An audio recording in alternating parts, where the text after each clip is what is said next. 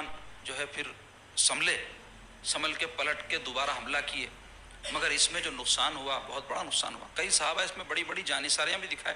حضرت سعد ابن وقاص رضی اللہ عنہ سرکار کے ایسے زبردست صحابی ہیں، عشرہ مبشرہ میں ایسے تیر مارنے والے تھے، ایسے تیر مارنے والے. سرکار پاک علیہ الصلوۃ والسلام ان کے تیر اندازی کو اتنا پسند فرمائے کہ ان کے لیے ایک ایسا جملہ فرمائے، خدا کی قسم ان کے جو ہے مقدر پہ سب قربان ہیں ہم، جو سرکار ان کو تیر دیتے تھے جنگ احد میں تیر عنایت فرماتے اور ارشاد فرماتے تھے ارمی سعد، کیا فرمائے؟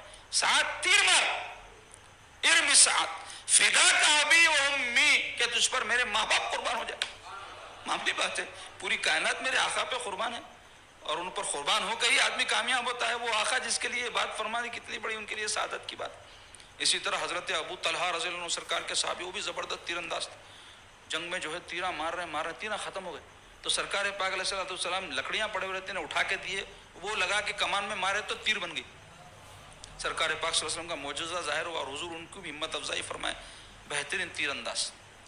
حضرت طلحہ، ابو طلحہ ایک الگ ہے، حضرت طلحہ رضی اللہ عنہ، طلحہ بن عبید اللہ رضی اللہ عنہ، یہ کیا کیے جنگ میں جب پانسا پلٹا، کفار جو ہے پلٹ کے مسلمانوں پہ حملہ کیے تو سرکار پاک علیہ الصلوۃ والسلام پر سارے کافر ٹوٹ پڑے، کیونکہ ان کا خیال یہ تھا کہ انہوں اصل ہے سرکار. حضور کو اگر معاذ اللہ ہم ختم کر دیں، جھگڑا ختم، لڑائیاں ختم، سب حضور کی وجہ سے کر رہے ہیں سب لوگ، تو یہ نیت سے پورے مل کے زوردار حملہ کیے. تو ویسے وقت میں حضرت طلحہ رضی اللہ عنہ سرکار کی ڈھال بن گئے تھے، خود اپنی جان کو حضور کی جان پہ قربان کر دے رہے تھے. کھڑے ہو گئے، پیٹوں پہ ان کے کئی وار لگے. حضور علیہ الصلوۃ والسلام دشمن کو دیکھنے کے لیے ادھر ادھر سے اپنی گردنیں پاک نکالتے تو وہ کہتے یا رسول اللہ اپنی گردنیں پاک نیچے رکھیے، کہیں ایسا نہ ہو کہ کوئی دشمن کی تیر وغیرہ آپ کو لگ جائے. ایسی سرکار سے محبت کے حضور کو ذری سی تکلیف نہ پہنچے، ہمیشہ احساس رہتا تھا صحابہ. اب یہ جنگ میں جب بھگدڑ ہو گئی تو حضور کے ایک اور صحابی تھے انس ابن نضر، یہ حضرت سیدنا انس بن مالک جو سرکار کے خادم ہیں ان کے چچا ہیں یہ. تو یہ انس بن نضر رضی اللہ عنہ کیا کر رہے ہیں، سب لوگ ایسی حالت میں مدینے کی طرف بھاگ رہے تھے اپنی جان بچانے. بہت بڑی تعداد بھگدڑ ہو گئی تھی نا، اور ایسا افواہ مشہور ہو گئی تھی کہ حضور شہید کر دیے گئے، کیونکہ حضور کے جب دندان مبارک وغیرہ شہید ہوئے اور حضرت مصعب ابن عمیر شہید ہوئے تھے اس جنگ میں. تو ایسا جو ہے لوگوں کو اندازہ ہوا ان کے خوبصورتی کی وجہ سے کہ وہ حضوری ہیں. تو یہ افواہ مشہور ہو گئی کہ حضور شہید کر دیے گئے، تو مسلمانوں کے پیر اور اکھڑ گئے. اب حضور ہی نہ رہے تو لڑکے کیا کرنا، کس کے واسطے لڑنا، ایسا ایک گروپ بن گیا تھا. تو وہ لوگ مدینہ کی طرف جا رہے تھے اور ایک گروپ کی سوچ بالکل لگتی، وہ کہتے تھے حضور نہ رہے تو ہم رہ کے کیا کریں. تو ویسے لوگوں میں تھے حضرت انس بن نضر رضی اللہ عنہ. ایک بڑی تعداد مدینہ طیبہ کی طرف اپنی جان بچانے جا رہی ہے بھگدڑ میں، اور یہ ہے کہ احد کی طرف جا رہے ہیں. لوگ پوچھا جی جناب کدھر، تو بولے احد کی طرف سے جنت کی خوشبو آ رہی ہے. اور گئے اور لڑتے ہوئے شہید ہو گئے. سیدنا علی رضی اللہ عنہ جو کفار کے لشکر کاٹ رہے تھے، اور ایسے حال میں بھی آپ دیکھیں کہ سرکار پاک علیہ الصلوۃ والسلام کہاں ہیں. سب سے اہم کام اس وقت وہ بھگدڑ کے بعد یہ تھا کہ حضور کی حفاظت کی جائے. تو آپ حضور علیہ الصلوۃ والسلام کی تلاش میں کافروں کی گردنوں کو گاجروں اور مولیوں کی طرح کاٹ رہے تھے کہ حضور کے جو ہے چہرہ اقدس پر نگاہ پڑی تو آپ جو ہے فوری حضور علیہ الصلوۃ والسلام کے قریب پہنچے.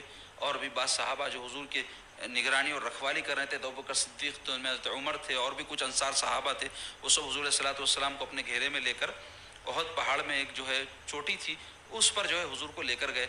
تو وہاں سرکار پاک علیہ الصلوۃ والسلام کے جسم اتھر سے خون بہہ رہا تھا. سیدہ فاطمہ الزہرا رضی اللہ تعالیٰ عنہ وہاں اس جنگ میں خدمت کے لیے جو ہے جنگ میں جو لوگ شریک ہوتے ہیں زخمی وغیرہ ان کے واسطے اب تشریف لائی تھی. سیدہ عائشہ صدیقہ رضی اللہ تعالیٰ عنہ تھی، بی بی ام سلیم، یہ کون ہے، حضرت انس کی والدہ ہیں، یہ بی بی ام سلط رضی اللہ تعالیٰ عنہ، یہ سب موجود تھیں. تو وہ سیدہ فاطمہ حضور کی خدمت میں پہنچی.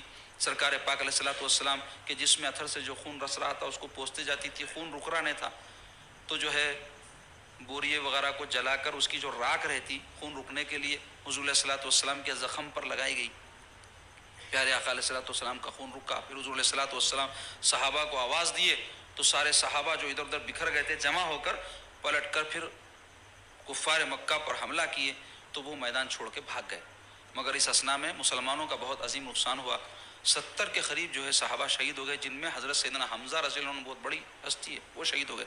نہ صرف وہ شہید ہوئے بلکہ ان کا مسئلہ کیا گیا تھا. مسئلہ کیسے کہتے تھے اس زمانے میں، جاہل جب کسی سے نفرت اور دشمنی کا اظہار کرنا چاہتے تو اگر اس کو قتل بھی کر دیتے ہو تو سکون نہیں پڑتا تھا.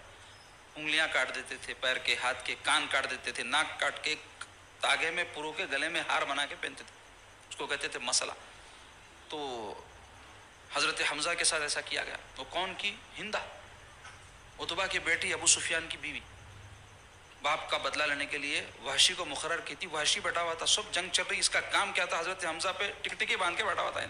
جیسے حضرت حمزہ قریب آئے، لڑتے لڑتے، دو ہاتھ میں تلوار تھی، یہ نیزہ باز تھا، زبردست نیزہ پھینکنے والا، ماہر اس کا.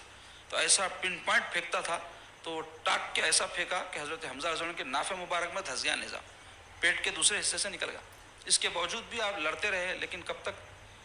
اور پھر آپ جو ہے جب گر کے شہید ہو گئے تو ہندا آ کے آپ کے ساتھ یہ حرکت اور یہ گستاخی کی. وہ نہ صرف بلکہ آپ کے سینے مبارک کو چاک کر کے کلیجہ نکال کے چاپ لی. تو ایسی جہالت کا مظاہرہ کی. سرکار پاک علیہ الصلوۃ والسلام کو جب اس بات کی خبر پہنچی حضرت حمزہ رضی اللہ عنہ شہید کیے گئے، سرکار بہت روئے تھے، بہت روئے تھے. صحابہ کہتے ہیں کہ حضور کو ہم کبھی اتنا روتے ہوئے نہیں دیکھے جتنا حضرت حمزہ کی شہادت پہ دیکھے. بڑا چاہتے تھے سرکار، اور وہ بھی سرکار کو بہت چاہتے تھے. سرکار کے اس کے باوجود کہ چچا تھے، حضور کے دوسرے شریک بھائی بھی تھے. تو یہ جو شہداء تھے، ان کے لیے سرکار پاک علیہ الصلوۃ والسلام حکم فرمائے کہ احد پہاڑ کے دامن میں ہی ان سب کی تدفین کر دی گئی. پھر پیارے آقا علیہ الصلوۃ والسلام مدینہ طیبہ کو واپس لوٹے، اور وہاں جب پہنچے تو حضرت حمزہ کی صاحبزادی اپنے والد کو تلاش کرتے ہوئے ٹھہری ہوئی تھی وہاں. جو آتے ان سے پوچھتی میرا ابا جان کہاں ہیں. حضرت ابوبکر سے پوچھا تو وہ کہنے لگے حضور سے پوچھو، میرے میں تو ہمت نہیں ہے جواب دینے کی. تو حضور علیہ الصلوۃ والسلام سے پوچھی یا رسول اللہ میرے والد حمزہ کہاں ہیں. تو حضور پاک علیہ الصلوۃ والسلام فرمائے میں تیرا والد ہوں. تو یہ سن کے کہنے لگے یا رسول اللہ اس سے مجھے ایسا اندازہ ہو رہا کہ میرے والد نہیں رہے. تو حضور پاک علیہ الصلوۃ والسلام کو اپنے سینے سے لگا لی. تو عزیزو، یہ بڑا اہم واقعہ ہے تاریخ کا اور سیرت کا، تاریخ اسلام کا، غزوہ احد. اس میں بہت سارے ہمارے لیے پیغام ہیں، بہت سارے باتیں ایسے ہیں جس سے ہم بہت کچھ سیکھ سکتے ہیں.